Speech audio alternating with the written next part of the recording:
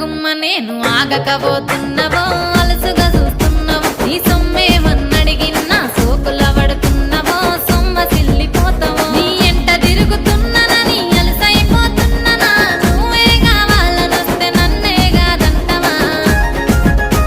ఓ పిల్లగా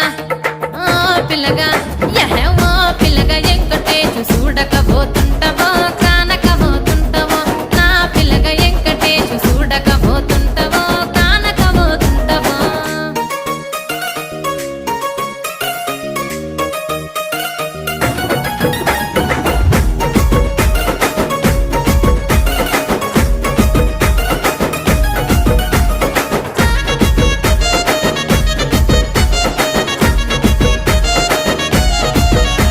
ఓయ్ కండ్లకు కాటుక వెడితే కన్యాకుమారి